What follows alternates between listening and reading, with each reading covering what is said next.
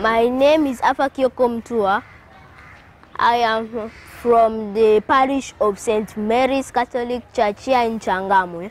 And this is a very big honor for us to be taught how to cook and how to take responsibility of ourselves when our parents and our helpers are not there. Zoezi hili linaitwa cook out. Maana yake ni kwamba watoto wajitokeze kushiriki katika kupika vyakula tofauti tofauti. Ukitaka mamri yako, madhumuni ya kuanzisha program hii haswa ni tunataka watoto wenyewe azinua wenyewe wajue jinsi ya kufanya vitu. Si kutegemea siku zote wakijepa kanisani kama ni sherehe wanategemea walezi wao kuwafanyia vitu. Lakini imekuwa hivyo kwa sababu tunataka watoto wenyewe wajue kufanya hizi vitu hata wakati wanakuwa na afla zao hapa kanisani wao wenyewe wanajiandalia vitu hivyo. In my view, it seems like a home science which is based on religious activities, but more so which is the church undertaking from this parish to ensure that the children are aware of different ways of upbringing, especially to cook and also to take care of themselves. Hapo awali ilikuwa ni tunashiriki chakula kimoja, tuseme kama ni donuts.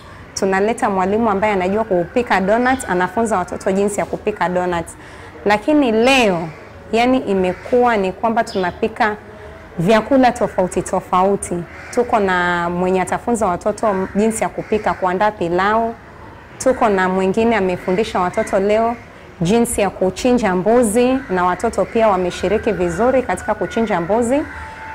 Tuko na wenye leo wanafunzwa kupika mahamri, chapati, kuandaa maharagwe kuanzia kudondoa mpaka kubandika, kuwasha moto wa kuni, na hizo zote zimefanyika na watoto wenyewe. Yule mwalimu yuko pale kusema fanya hivi na wanafanya wao wenyewe. Kando na kufunza mambo na imani, ni kufunza pia vitu vingine kama kupika, and I'm happy of that because sometimes kama niko nyumbani, kama sasa ameniacha naweza jipikia juu nimefunzwa. Kupitia programu ya hii ya cook out, mimi nimejifunza kupika chapati. Nilivyojua nikamwambia mzazi wangu nijaribu. Nilivyojaribu tukakula. So na shukuru walezi wa kanisani pia wazazi, na wazazi waachilie watoto waje pia wajifunze. Nimejifunza mengi.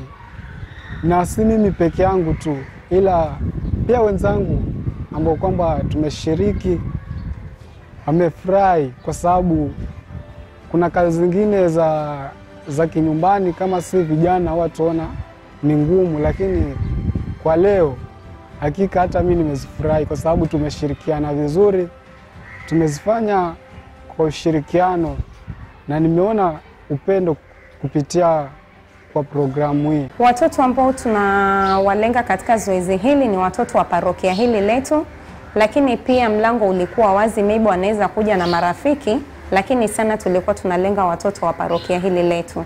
Na watoto ambao tulikuwa tunawahitaji sana ni watoto wote kuanzia umri wa miaka 7 hadi miaka 16.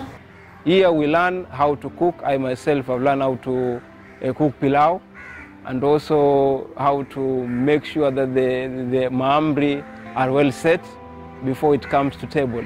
And I think it is a program which aims not giving the child a fish, but teaching the child how to fish. These children, they are very cooperative, very humble, ready to learn, and also endeavor. I think they are daring to achieve something big. In the future, I think we may have very good public speakers, very good catering societies and institutions, very good children who are able to go higher and aim higher in their life. So this program is a way of answering their curiosity of learning and also increasing their experience in different fields, especially in cooking.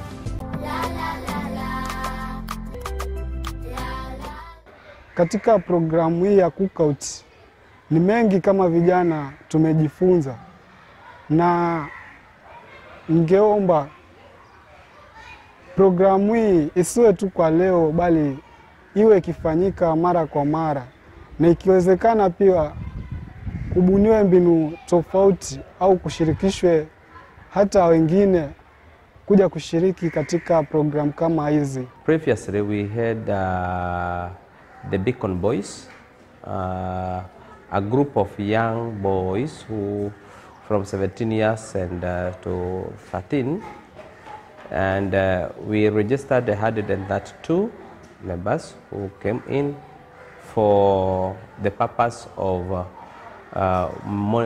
to mentor them for mentorship.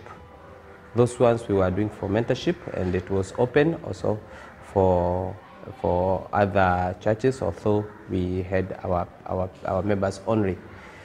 This one is also meant for the PMCs and PMYs, that is Pontifical Missionary Children and Pontifical Missionary Youth.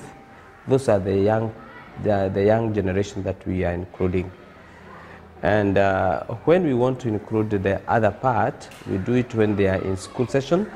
That's why we have the PPI and other programs that we have with other children. But this one is specifically for this parish and also for our children here.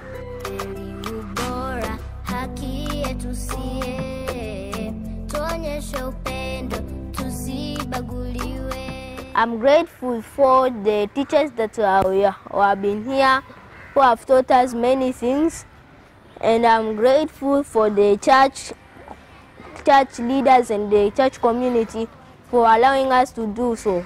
Nashukuru walezi na pia mapadri walioko kwa hii kanisa kwa kutufunza mengi na pia kwa kutufanya tumjue Mungu na tumpende.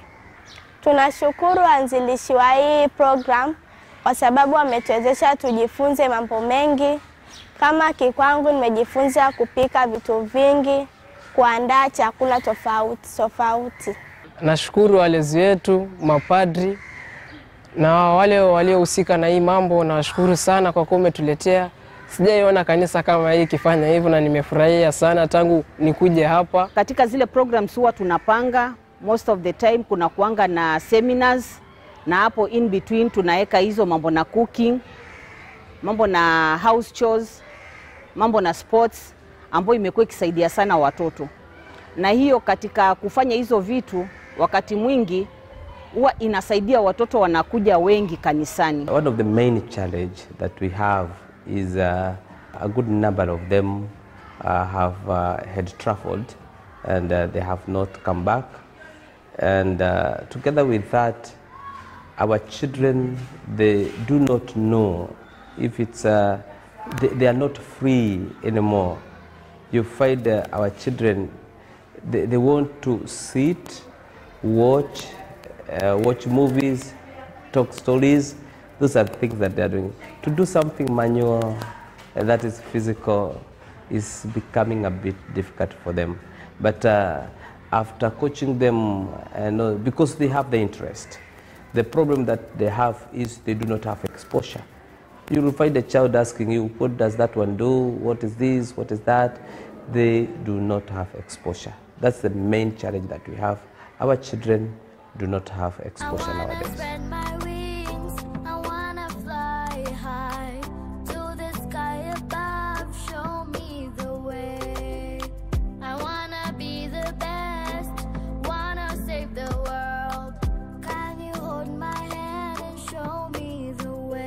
Kile ningependa kusema ya mwisho ni kushukuru baba paroko alioko na aliyetoka na mafadha wale walioko, wazidi kutushika mkono hivyo hivyo, tuzidi kuleta watoto kwa nyumba ya Mungu ili watoto wasiweze kupotea kule nje. My advice to the parents and also the parishioners is allow children to enjoy their young ages. Allow them to play, allow them to have to go out to play with their colleagues, allow them also to mingle with others, allow them to show their talents by encouraging them when they are working. involve them also in your domestic management so that they can also know what they are supposed to do. Don't make them become slaves of the maids, the cooks, and other things that they cannot know whatever is happening when they are cooking, what they are doing in the domestic management. Let your children also be part and parcel of domestic management.